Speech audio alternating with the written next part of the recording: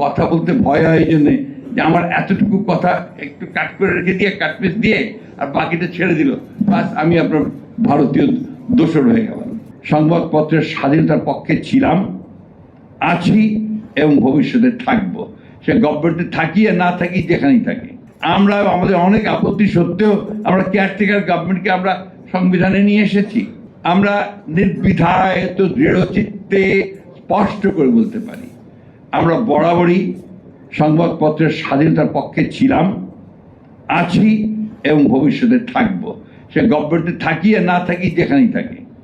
এই ব্যাপারে আপনাদেরকে আমরা নিশ্চয়তা দিতে পারি। এবং আপনাদের প্রতি অতীতে এই যে নির্যাতন হয়েছে, নিপীড়ন হয়েছে, আপনাদের আইন কানুনগুলোর যে পুরোপুরি ফ্যাসিবাদী চরিত্র দেওয়া হয়েছে, এগুলোর বিরুদ্ধে কিন্তু আমরা লড়াই করেছি, আমরা লড়াই করে চলেছি, এখনো করছি। এবং খুব স্পষ্ট ভাষায়, দৃঢ় ভাষায় আমরা বলতে চাই, আমরা কখনোই অন্যায়ভাবে অন্যের মতকে চাপিয়ে দেওয়া যে ব্যাপারটা আছে, এটাকে আমরা সমর্থন করব না। আমরা আরেকজনের মতের স্বাধীনতাকে নিশ্চয়ই সেটাকে আমরা দৃঢ়ভাবে আমরা সেটাকে সমর্থন দেব। আমি তার সঙ্গে একটি নাও করতে পারি, করি না হয়তো, কিন্তু সেটাকে আমি আপন করার চেষ্টা করব। এটাই আমাদের চিন্তা, এটাই আমাদের ভাবনা।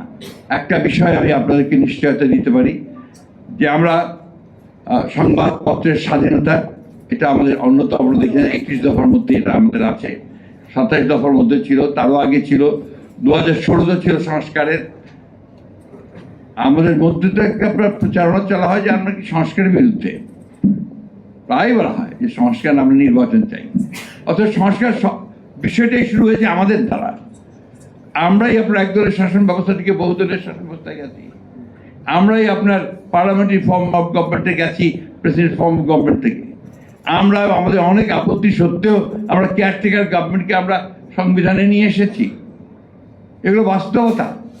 তো শুধু ওই বাস্তবতা থেকে অযথা আমাদেরকে আবার আপনার প্রশ্নবিদ্ধ করে অন্য পথে দেখানোর চেষ্টা করা, এটার পেছনে কিছু রাজনৈতিক উদ্দেশ্য থাকতে পারে।